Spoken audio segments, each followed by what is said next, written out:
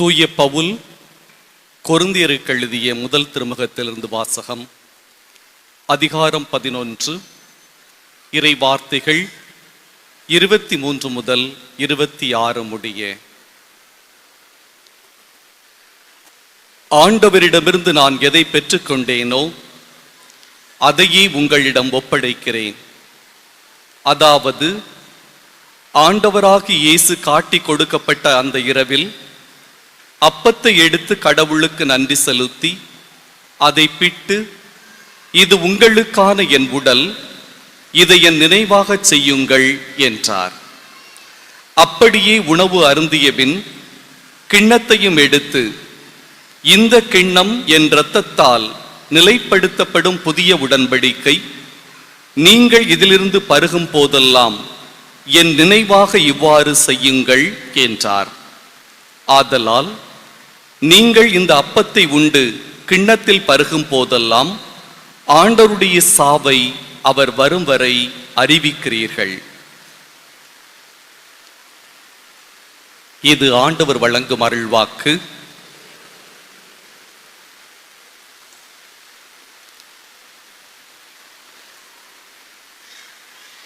இதோ உலக முடிவு வரை எந்நாளும் நான் உங்களோடு இருக்கிறேன். மத்தேயு நற்செய்தி அதிகாரம் 28, இறை வசனம் 20. கிறிஸ்து இயேசுவுக்குள் பிரியமான தந்தையர்களே, அருட்சகோதரிகளே, அன்பு மக்களே, நமது பங்கின் பாதுகாவலர்களான புனித பேதுரு, புனித பவுலுடைய பெருவிழாவை இன்று அன்னையாம் திருச்சபை கொண்டாடுகின்ற பொழுது, இந்த நாளிலே உங்களுக்கு எங்களுடைய திருவிழா வாழ்த்துக்களை பெருமகிழ்வோடு தெரிவித்துக் கொள்கின்றேன். என்னுடைய பிறந்த ஊரான இடுந்தகரையிலும் தூய பேதுரு, தூய பவுல் ஆலயம்தான்.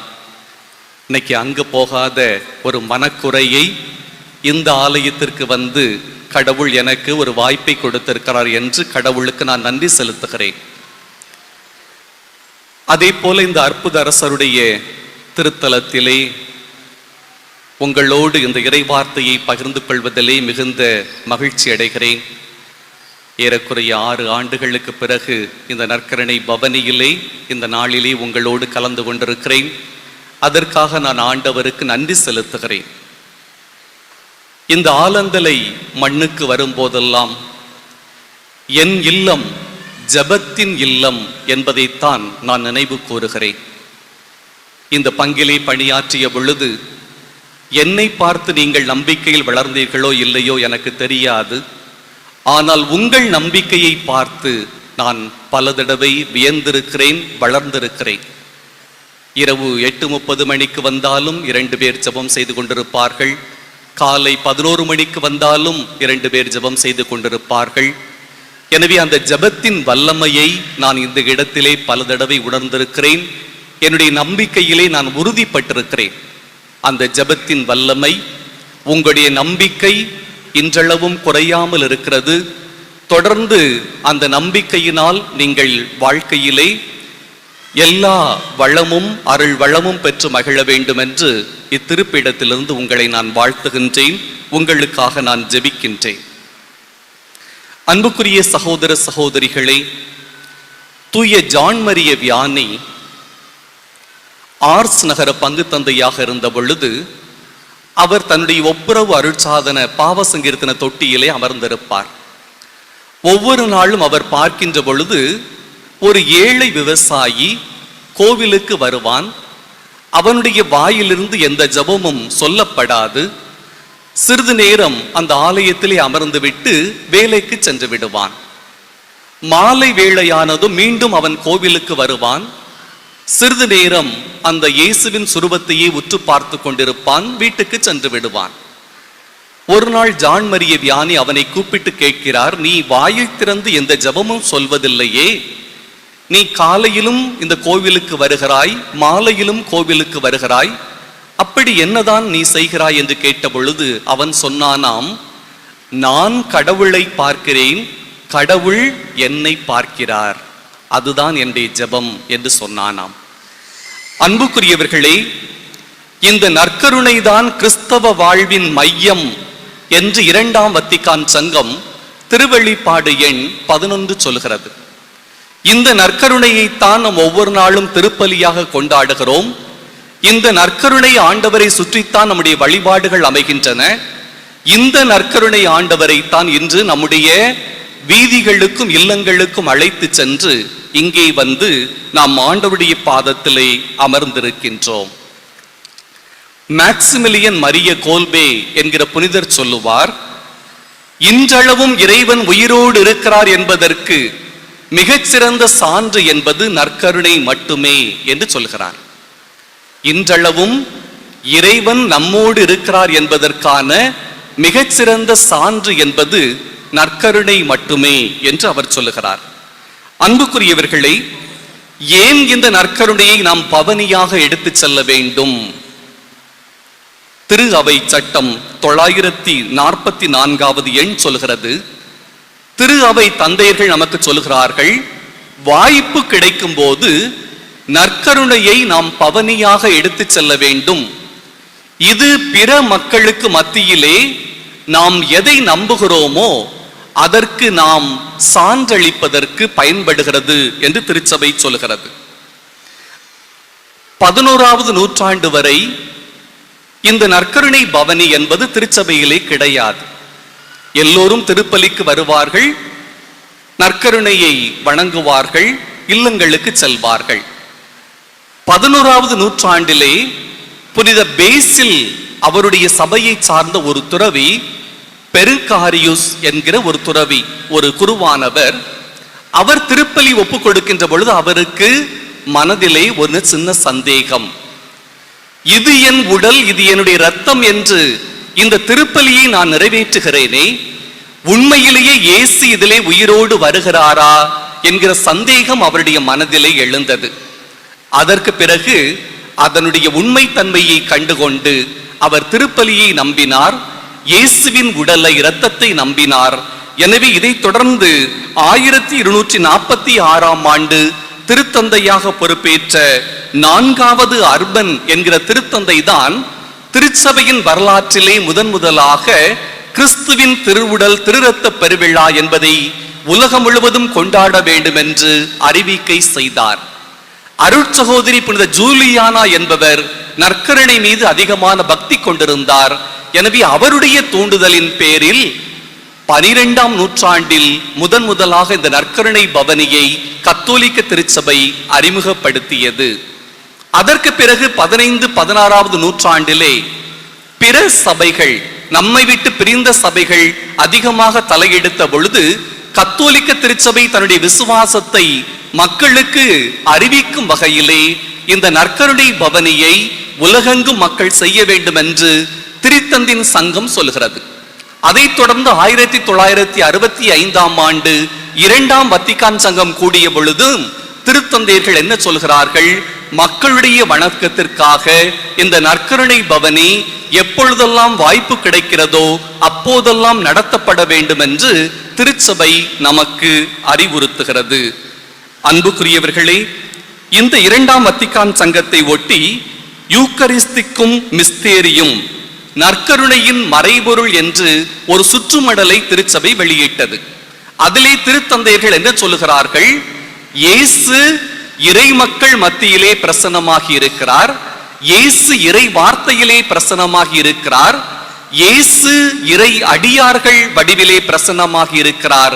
எல்லாவற்றுக்கும் மேலாக நற்கருணை வழியாக இயேசு நமக்கு பிரசன்னமாகிறார் என்பதை 2ஆம் வத்திக்கான் சங்கத்தினுடைய அந்த சுற்றுமடல் சொல்வதை நாம் உணர்கின்றோம். அன்புக்குரியவர்களே, இந்த நற்கருணை என்பது நமக்கு புதிதல்ல. ஒவ்வொரு நாளும் நாம் திருப்பலியிலே பங்கெடுக்கின்றோம். ஆண்டுதோறும் இந்த நற்கருணை பவனியை நாம் நடத்துகின்றோம். இந்த நற்கருணையை பற்றி நான் என்ன சொல்ல போகிறேன்? என்னுடைய தனிப்பட்ட வாழ்க்கையிலே இந்த நற்கருணை அனுபவத்தை நான் என்ன பெற்றுக்கொண்டேனோ அதையே உங்களுக்கு நான் கொடுக்கலாம் என்று நான் விரும்புகிறேன். நற்கருணை என்பதை 3 அடையாளங்களாக உங்களுக்கு தர விரும்புகிறேன். நற்கருணை என்பது முதலாவது இயேசுவின் நினைவு. இரண்டாவது நற்கருணை என்பது இயேசுவின் உணவு. மூன்றாவது நற்கருணை என்பது இயேசுவின் கனவு. என்னதெல்லாம்? உடம்பு தான் இங்க இருக்கு, மனசு வீட்டுல என்னென்ன செய்யலாம், மணி 8:30 ஆயிற்றே, போன ஒரு பாடு வீட்டுல என்ன சாப்பாடு செய்யலாங்கிற மாதிரி பார்த்துக்கிட்டு இருக்கிறீங்க. என்னெல்லாம் சொன்ன? நற்கருணை என்பது இயேசுவின் நினைவு. அவருடைய பாஸ்கா இறப்பு உயிர்ப்பை நாம் நினைவு கூறுகிறோம்.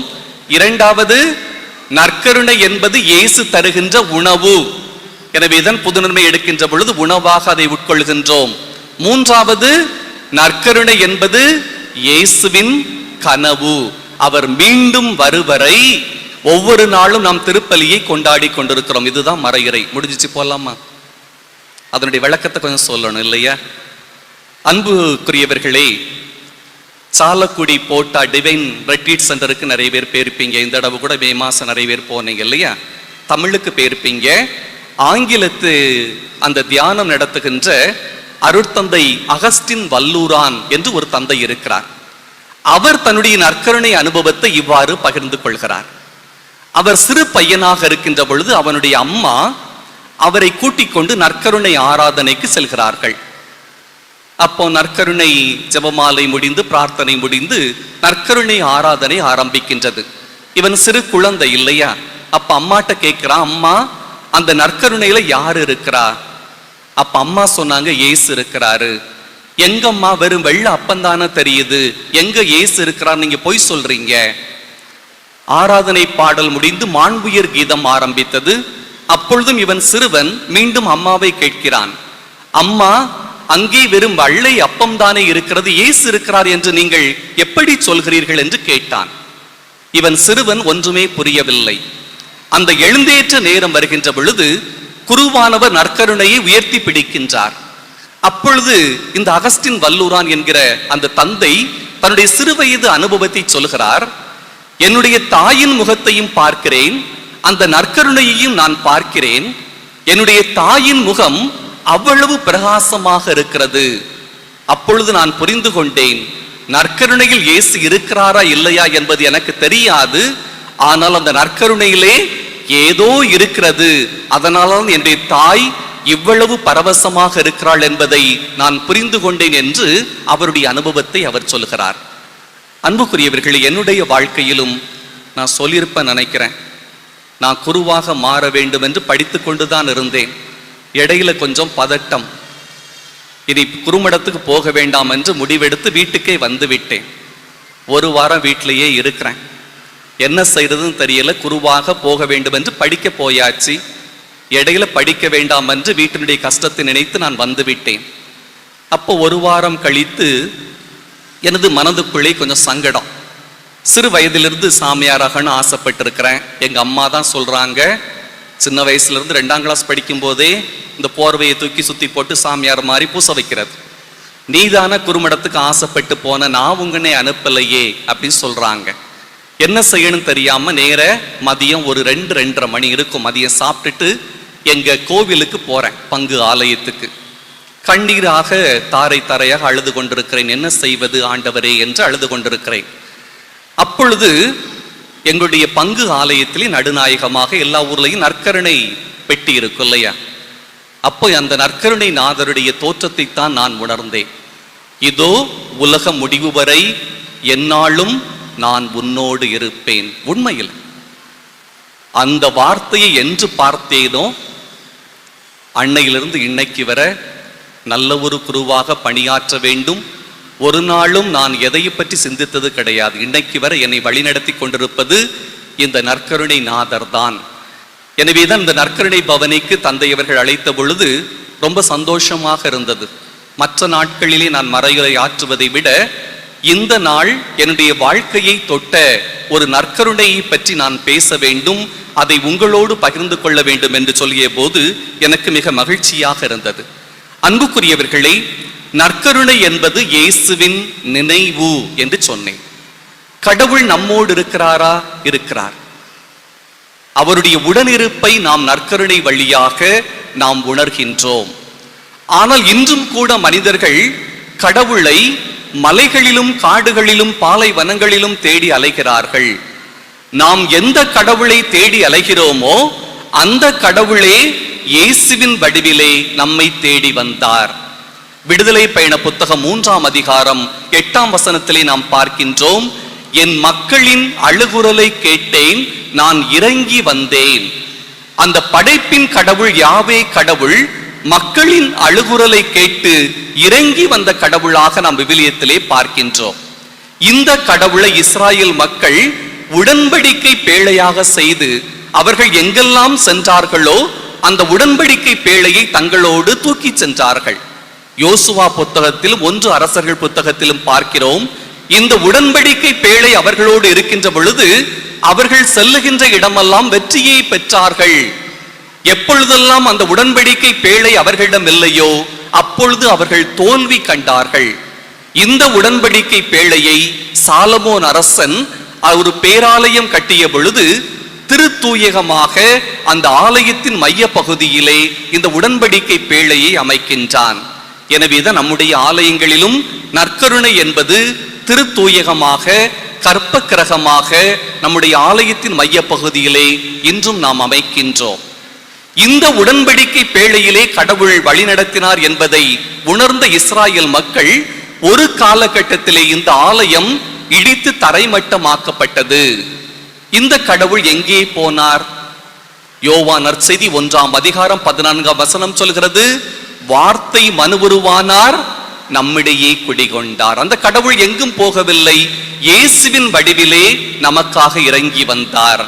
திருவெளிப்பாடு புத்தகத்திலே நாம் பார்க்கின்றோம், இதோ கடவுளின் உறைவிடம் மனிதர் நடுவே உள்ளது. படைப்பின் கடவுள், இஸ்ராயேல் மக்களின் அழுகுரலை கேட்டு இறங்கி வந்த கடவுள், உடன்படிக்கை பேழையிலே அவர்களோடு பயணம் செய்த கடவுள் இயேசுவின் வடிவிலே உயிருள்ள நற்கருணையாக நம் மத்தியிலே வாழ்ந்தார் என்பதைத்தான் விவிலியம் முழுவதும் நமக்கு பார்க்கின்றோம். இந்த அனுபவத்தை திருத்தூதர்கள் பணிகள் 2ஆம் அதிகாரத்திலே பார்க்கின்றோம். தொடக்க கிறிஸ்தவர்கள் அப்பம் பெட்குவதிலும் நட்போடு உரையாடுவதிலும் ஜெபிப்பதிலும் நிலைத்திருந்தார்கள் என்று சொல்கின்ற பொழுது அவர்கள் இந்த திருப்பலியை நிறைவேற்றினார்கள். ஆனால் சிலருக்கு சந்தேகம், இது உண்மையிலேயே இயேசுவின் உடலா, இது இயேசுவின் இரத்தமா என்று பார்க்கின்ற பொழுது தூய பவுலடிகளார் இன்று வாசிக்கப்பட்ட அந்த பகுதி 1 கொரிந்தியர் 11ஆம் அதிகாரத்திலே தூய பவுலடிகளார் சொல்லுகிறார், நான் ஆண்டவரிடமிருந்து எதை பெற்றுக்கொண்டேனோ அதை நான் உங்களுக்கு கொடுக்கின்றேன்.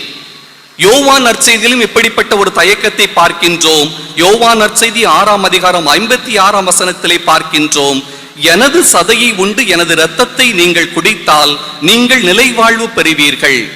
அப்பொழுது சிலர் இயேசுவை விட்டு பிரிந்து சென்றார்கள். அப்பொழுது இயேசு கேட்கிறாரு, நீங்களும் போய்விட நினைக்கிறீர்களா?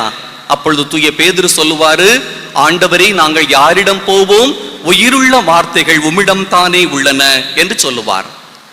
இந்த அனுபவத்தை எம்மாவு சீடர்கள் பெற்றுக்கொண்டார்கள். அன்புக்குரியவர்களை, இயேசு இறந்து உயிர்த்த பிறகு எம்மாவு சீடர்களோடு வழி நடக்கின்றார், இறை வார்த்தையை போதிக்கின்றார். அப்பொழுது அந்த எம்மாவு சீடர்கள் என்ன சொல்றாங்க? ஆண்டவருடைய வார்த்தையை கேட்கும் பொழுது நம்முடைய உள்ளம் பற்றி எரியவில்லையா? இன்னைக்கு நம்ம பங்குல இருந்து நிறைய பேரு நிறைய ஜப கூட்டங்களுக்கு போறீங்க, எனக்கு தெரியும். இறை வார்த்தையை கேட்கும் போது நம்முடைய உள்ளம் பற்றி எரியவில்லையா? கரெக்டு தான். ஜப கூட்டங்களுக்கு போனா உள்ளம் பற்றி தான் எரியும். அது மட்டும் போதுமா? அதைத்தான் உங்களுக்கு இங்க சுட்டி காட்ட விரும்புறேன். இயேசுவின் பிரசன்னம் என்பது இறை வார்த்தையில் மட்டுமல்ல, கத்தோலிக்க கிறிஸ்தவர்களாகிய நமக்கு கூடுதலாக ஒன்று இருக்கிறது. எம்மாவு சீடர்களுக்கு ஆண்டவர் இயேசு என்ன செய்கிறாரு? அப்பத்தை பிட்டு கொடுக்கின்ற பொழுது விவிலியம் சொல்கிறது, அவர்களது கண்கள் திறந்தன. அன்புக்குரியவர்களே, இதைத்தான் நீங்க இன்னைக்கு மனசுல வச்சுக்கிறணும். இன்னைக்கு வாய்ப்பு வசதி வந்துருச்சு, பணங்காசு வந்துருச்சுன்னு உடனே எல்லோரோடும் திருப்பலியிலே பங்கு கொள்வது நமக்கு இன்னைக்கு சிலருக்கு சங்கடமாக இருக்கிறது. என்னுடைய ஸ்டேட்டஸ் மாறி போச்சு. உங்களை அறியாம உங்க மனசுல இருக்கிறத நான் உணர முடியும் சில நேரம், இல்லையா? பணங்காசு வந்துருச்சு, எல்லாரையும் போல 10ஓட 1 11 நான் ஏன் கோயிலுக்கு போனோம், எனக்குன்னு ஒரு தனி சபைக்கு போறது, அல்லது யாரும் போகாத இடத்துக்கு நான் போறது, இது ஸ்டேட்டஸ் அல்ல. உண்மையான விசுவாசம் என்பது இறை வார்த்தையை கேட்கும் பொழுது உள்ளம் பற்றி எரியவில்லையா? பற்றி எரிகிறது, நாம் மறுக்கல. ஆனால் அது முழுமை அடையாது. அப்பம் பிற்கப்படும் பொழுதுதான் அவர்கள் கண்கள் திறந்தது. எனவே ஆண்டவருடைய அனுபவத்தை பெற வேண்டும் என்று சொன்னால் இறை வார்த்தையும் வேண்டும், திருப்பலியும் வேண்டும். இதை இரண்டையும் சேர்த்ததுதான் திருப்பலி. இரண்டாவது அன்புக்குரியவர்களே, நற்கருணை என்பது இரண்டாவது என்னது? உணவு. முதலாவது நற்கருணை என்பது இயேசுவின் நினைவு. இரண்டாவது நற்கருணை என்பது இயேசுவின் உணவு. ஒரு ஊர்ல ஒரு பங்குசாமியாரு நற்கருணை கொடுத்து கொண்டே வந்து கொண்டிருந்தார். அப்போ ஒரு பாட்டி அம்மா நற்கருணை வாங்கிட்டு வந்தாங்க. வாங்கிட்டு வந்துட்டு கடுக்கு பிடுக்கு கடிச்சுக்கிட்டே இருந்தாங்க. பக்கத்தில் உள்ளவங்களுக்கெல்லாம் கொஞ்சம் டவுட்டு, என்னம்மா எல்லாரும் நற்கருணையை வாங்கி பொதுவா பல்லு படாம தானே விழுங்குவாங்க, நீங்க இப்படி கடிச்சுக்கிட்டு இருக்கீங்களே, ரொம்ப சத்தம் கேட்குதே. அந்த பாட்டியம்மா ரொம்ப அப்ராணி போல சொன்னாங்க, உங்களுக்கெல்லாம் ஃபாதர் என்ன செஞ்சிருக்கிறாரு? இயேசுவின் சதையை கொடுத்திருக்கிறார். எனக்கு இயேசுவின் எலும்ப கொடுத்துட்டாரோ என்னவோ தெரியல, அதான் இவ்வளவு கடுக்கு புடுக்குன்னு சத்தம் கேட்குது, கொஞ்சம் மன்னிச்சுக்கோங்க அப்படின்னு பாட்டியம்மா சொன்னாங்களாம். அப்ப திருப்பலி முடிந்த பிறகு பங்கு தந்தையிடம் கேட்டார்கள், ஃபாதர் இந்த அம்மாவுக்கு நீங்க இயேசுவின் எலும்ப கொடுத்துட்டீங்களாமே கேட்டதுக்கு, அந்த காலத்துல ஃபாதர்ஸ் பட்டன், ஒரு பட்டன் பெரிய பட்டனா இருக்கும், அங்கிக்கு போடுற பட்டன், அதுல ஒண்ணு தவறி விழுந்து அதை தூக்கி இது கிறிஸ்துவின் உடல்னு அவர் கொடுத்துட்டாரு. அந்த அம்மாவும் பயபக்தியோட ஆமன் வாங்கிட்டு போய் அதை கடிச்சு சாப்பிட்டாங்க அப்படின்னு சொல்லி வேடிக்கையாக சொல்லுவார்கள். அன்புக்குரியவர்களே, நற்கருணை என்பது நம்முடைய உணவாக இருக்கிறது. ஆண்டவர் இயேசு 5 அப்பங்களையும் 2 மீன்களையும் 5000 பேருக்கு கொடுத்தார். நாம் பசியாக இருக்கின்ற பொழுது கடவுள் நமக்கு உணவு கொடுப்பாரா? கொடுப்பார். நம்முடைய பசி என்பது அவருக்கு தெரியும், அவரும் பசியாக இருந்திருக்கிறார். பழைய ஏற்பாட்டிலே பார்க்கின்றோம், அந்த இஸ்ராயல் மக்கள் பாலைவனத்தில் பயணம் செய்கின்ற பொழுது மன்னா என்கிற உணவை கொடுத்தார். பசிக்கான உணவை மட்டும்தான் கடவுள் கொடுக்கிறாரா என்று பார்க்கின்ற பொழுது இல்ல, ஆன்மீக உணவாக அந்த நற்கருணை நமக்கு கொடுக்கிறார். ஆண்டவர் இயேசு சொல்லுகிறார், விண்ணிலிருந்து இறங்கி வந்த உயிருள்ள உணவு நானே, இதை உண்டால் ஒருவன் என்றுமே வாழ்வான் என்று சொல்கிறார். இந்த நற்கருணை என்பது அன்றாட உணவு மட்டுமல்ல, ஆன்மீக உணவு என்பது மட்டுமல்ல. இந்த நற்கருணை என்பது நம்முடைய வாழ்க்கையிலே மாற்றத்தை கொண்டு வரக்கூடிய ஒரு நற்கருணையாகவும் இருப்பதை நாம் பார்க்கின்றோம். ஒரு சாதாரண அப்பமும் ரசமும் இயேசுவின் உடலாக இரத்தமாக மாறுகிறது. அதே போல சாதாரண மனிதர்களாகிய நாமும் இயேசுவால் தொடப்படுகின்ற பொழுது அந்த இறை இயல்புக்கு நாம் கடந்து செல்ல முடியும். அதைத்தான் ஒவ்வொரு திருப்பலியிலும் நாம் அனுபவிக்க வேண்டும். நாம் உண்மையிலேயே திருப்பலியிலே உணர்ந்து நாம் பங்கெடுக்கின்றோம் என்று சொன்னால், சாதாரண மனிதர்களாகிய நாம் அந்த இறை இயல்புக்குள்ளே கடவுளுடைய பண்பை நாம் பெற முடியும் என்பதையும் இந்த நற்கருணை நமக்கு சுட்டி காட்டுகிறது. அதே போல இந்த உணவு என்பது சமத்துவ உணவு. பணக்காரனுக்கு ஒரு நற்கருணை, ஏழைக்கு ஒரு நற்கருணை கிடையாது. நல்லா யோசித்து பாருங்க, டாட்டா பிர்லாவா இருந்தாலும் அவனுக்கு இந்த சின்ன அப்பந்தான், சாதாரண ஏழைக்கும் ஒரே அப்பந்தான். திருச்சபை எவ்வளவு ஒரு சமத்துவத்தை உருவாக்குது பாருங்க இந்த நற்கருணை வழியாக.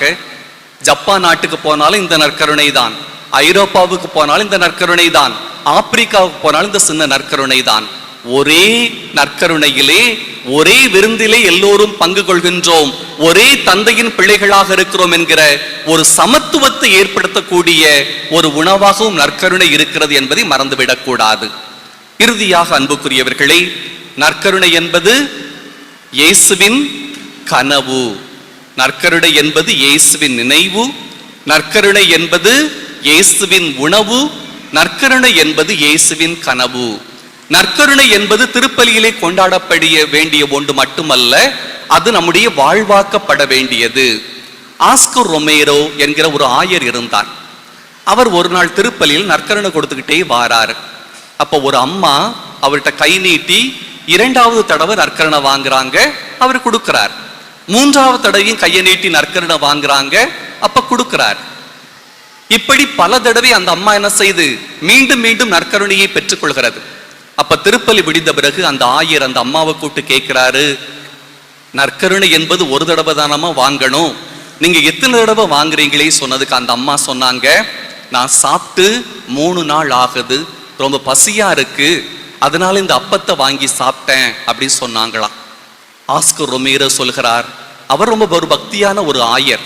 அன்றிலிருந்து தான் நினைக்கிறார், இந்த நற்கருணை என்பது வெறும் வழிபாட்டு பொருள் மட்டுமல்ல, வாழ்வாக்கப்பட வேண்டியது. இங்கே பசிக்கின்ற மனிதர்களுக்கு உணவு கொடுக்க வேண்டிய கடமையும் நமக்கு இருக்கிறது. அது நற்கருணை நமக்கு கொடுக்கின்ற ஒரு மிகப்பெரிய சவால். அன்னை தெரசா இல்லையா, அவங்களுக்கு நற்கருணை மேல அதிகமான பக்தி.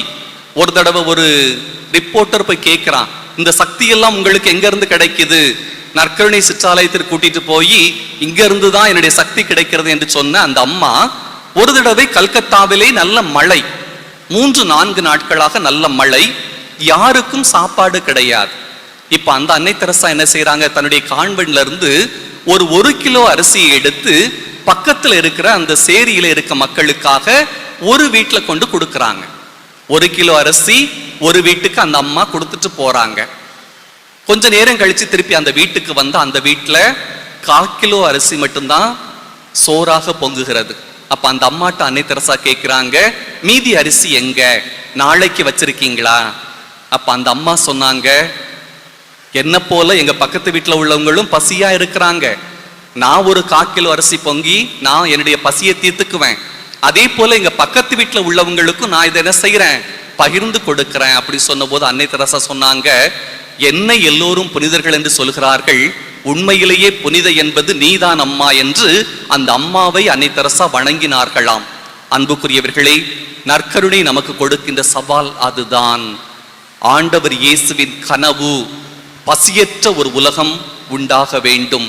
எனவே தான் பாரதி பாடினான், தனி ஒரு மனிதனுக்கு உணவில்லை என்றால் இந்த ஜகத்தினை அழித்திடுவோம் என்று சொன்னான். ஔவையார் சொன்னார், கொடிது கொடிது வறுமை கொடிது, அதனிலும் கொடியது இளமையில் வறுமை என்று சொன்னார்.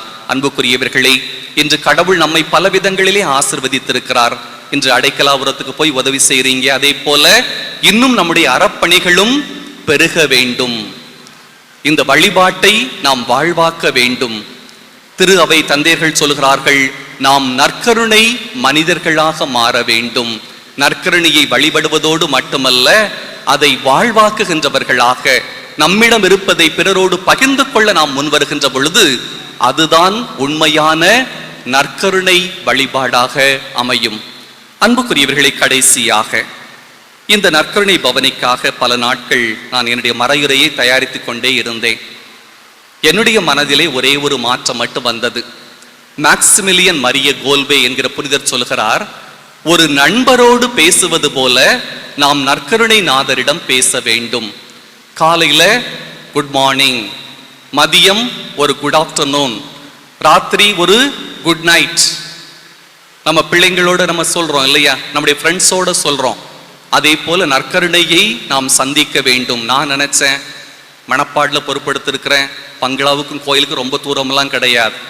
இந்த நற்கருணை பவனி என்னுடைய மனதிலே ஒரு மாற்றத்தை கொண்டு வந்திருக்கிறது. ஒவ்வொரு நாளும் காலையில் சாப்பிட்ட பிறகு ஒரு 10 நிமிடம் ஆலயத்துக்கு போக வேண்டும். மதிய உணவுக்கு பிறகு ஒரு 10 நிமிடம் நான் போக வேண்டும். இரவு உணவுக்கு பிறகும் நான் இந்த நற்கருணையை சந்திக்க வேண்டும் என்கிற ஒரு உள்ளார்ந்த மாற்றத்தை எனக்கு இந்த மறையுரை தந்திருக்கிறது. அதே போல உங்கள் வாழ்க்கையிலும் இறைவன் உங்கள் இதயங்களை தொட வேண்டும். இந்த நற்கருணை நாதரை தேடுகிற பிள்ளைகளாக இருக்க வேண்டும். வாழ்க்கையில் எவ்வளவு செல்வங்கள் வந்தாலும் அது ஒரு நாள் மறைந்து போகும். ஆனால் ஆண்டவரை தேடுவோருக்கு எந்த நன்மையும் குறைவுபடாது. ஆமென்.